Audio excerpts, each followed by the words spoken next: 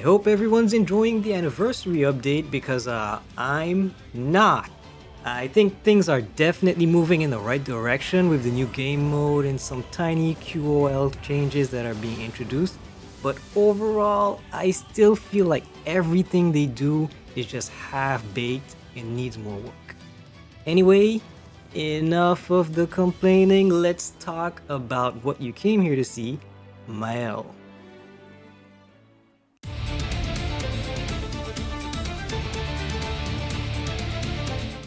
The Holy War Festival is back, and this time we have a character that people kept predicting would come for a long time, but he never did. Regardless, he's here now, and in this video, I'm ready to go over his kit for you, his ultimate scaling, which is very important by the way. We'll go over a bit of live gameplay and how I use him in PvP matches. I'll show you how to get him equipped, talk about some team compositions, and finally, as always, I'll give my opinion on the unit.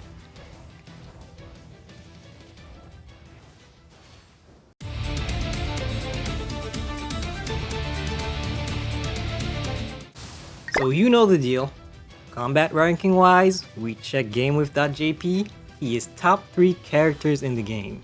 Right below Escanor and Meliz, but above Lancelot. His cards are honestly straightforward. Starting with his skill 1, he inflicts smite damage to a single target enemy. Smite will deal 2 times crit chance and crit damage to the opponent. But if they were marked beforehand, you'll deal 150% more damage. I'll get into the mark a little bit later as I definitely have some thoughts on that one. But his skill 2 is a Ripple Effect AoE card. The Ripple is just a triple pierce increase card that ignores the enemy defense. It boosts Mael's attack by 50% and it provides a further 30% damage increase for each stack of Punishing Wave applied to the enemies. His ultimate might seem like it does a lot, but it really doesn't, and it changes a lot based on your dupe level. So for the sake of simplicity, I'll just say what it does at 6 out of 6, and then we'll go into the details a bit later. So it will firstly apply a Mark of Retribution on all the enemies for 3 turns, inflict Smite AoE damage unlike his single target card, and then it'll apply a Ripple of Light effect to all the enemies for 1 turn.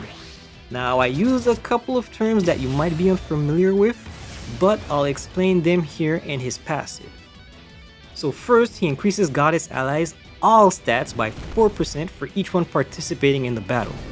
Then, he'll increase his basic stats by 2% for each buff and debuff on the field, up to 20%. And then, he'll apply a Mark of Good and Evil on your Goddess Allies for 3 turns. This Mark of Good and Evil gives a damage reduction that scales based on your ultimate's dupe level. It ranges from 30 to 50% when you get hit by a critical hit. Also, it makes everyone immune to stat reduction, but like I said, this only lasts 3 turns, like the old Mael, who has a permanent stat reduction. Now, at the start of the battle, he'll apply 1 stack of Punishing Wave to every enemy on the field, and every time Mael uses a card, he'll apply another stack, and he can apply up to 3 stacks. The Punishing Wave decreases the enemy's damage dealt by 20%, and when you hit 3 of those stacks, it will remove them and instead apply a Ripple of Light for 1 turn. And what the Ripple of Light does is it's a red debuff that makes it so your enemies cannot deal more than 1 damage to you 1 time. Now back to the Mark of Retribution. If Mael uses a single target on an enemy, he will apply that mark. This mark will reduce the attack related stats and the defense related stats by 20% for 3 turns of any enemy he hits. And finally, if Mael hits the enemy with a single target while they're marked and they die, he'll deal death damage for 100% of whatever damage he just dealt to another random enemy.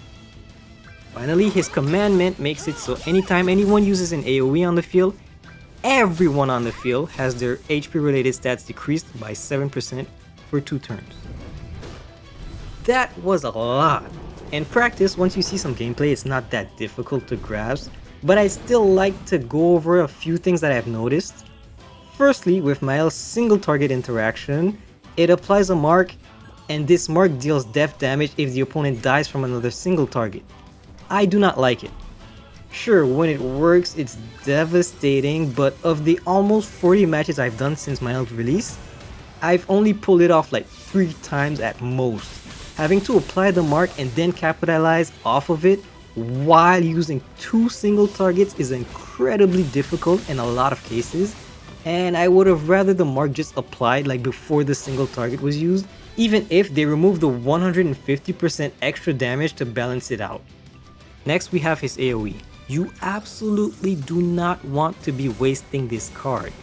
If you're in a mirror match, it can break Mael's shield even on bronze.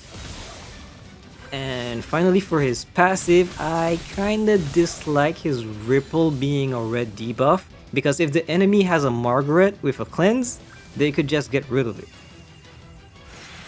And my last and biggest problem with Mael is his ultimate skill. So let's talk about that.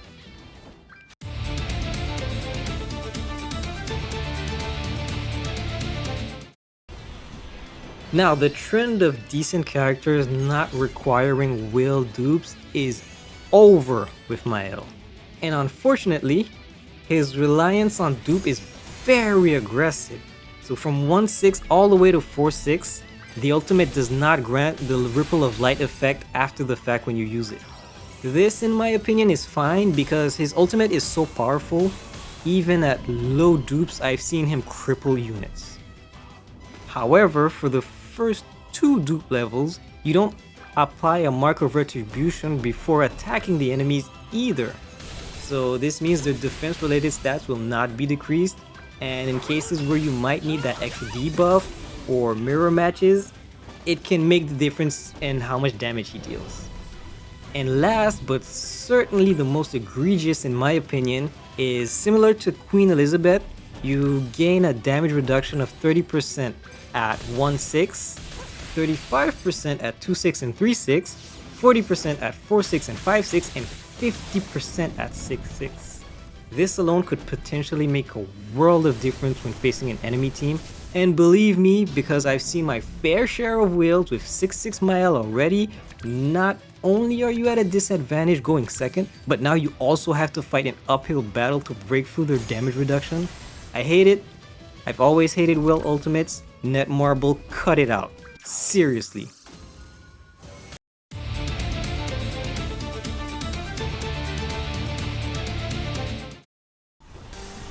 Okay, so I really like this match because it showcases something extremely controversial that I'm gonna do. Turn 1, I'm not going to put up Mael's shield. And this is because I want to hold my Mael card and save it for when he puts up his shield so I can break it. So basically, because Netmarble had the brilliant idea to create Mael's with a free shield that's nearly unbreakable, the main difference between Mael's on demons and Mael's on goddesses is there's no way to chip damage the shield on goddesses without Mael's AoE. So whoever puts up the shield first in a mirror match will usually lose. Disclaimer: this does not apply to pay-to-win losers who can force match outcomes with sheer constellation power or limited 600 banner units that are broken as shit and that 90% of the player base must skip because summoning is expensive. So your whole goal is to psych out your opponent by letting them shield up first, and when it's your turn to play, you can put up your own shield while their Mael's passive is fully ready to go.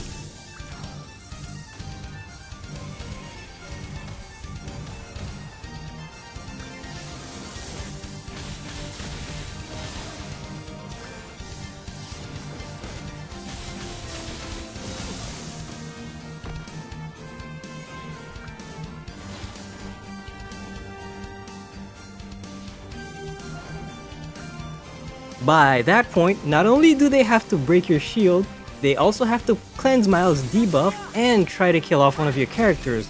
And all of this puts a really heavy strain on your opponent while setting you up for the turn 3 advantage where you can go berserk. I've tested this and have a 90% win rate even going second. Well, especially going second because I get my shield up after this. Again, I gotta mention though, this strategy is fallible because Sariel on his own f***s with this strategy. He gives goddesses way too much defense related stats, meaning when your melee's passive is ready to go, you can't even deal any real lasting damage with it unless you get lucky merges, and I hate it. Not to mention the absolute bruh to show up with over 270 KCC, a full team of 6-6.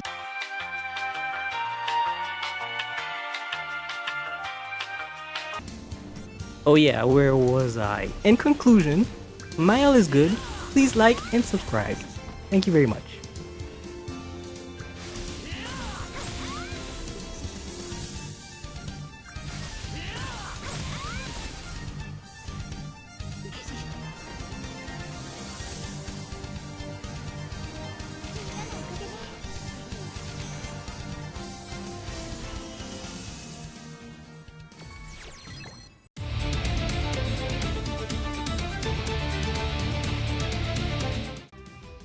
So, for the equipment, you might be surprised to see that I have an attack crit set on Mael and no HP def yet, and this is only because I haven't used him in geared PvP yet. But he is an extremely solid character for PvE. I started using him in the goddesses on the cat event, and I've even used him to solo the Perinpu world event, and on top of this I've heard he's an extremely solid replacement for Mael on the dogs, the snake, and with enough perseverance he could even be the good DPS for Ratatoskr and the potentially any other demonic beast. I'm very impressed with his performance, but the usual rule of thumb applies in this case. If you're gonna use him in geared PvP, you build an HP def set for him, and in PvE, attack crit.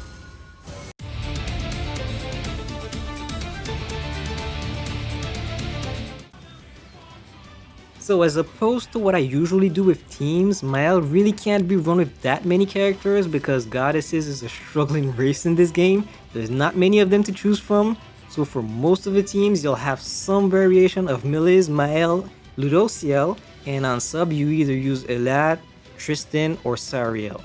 Unfortunately for me, Sariel was a 600 banner unit and I skipped those. You know the deal.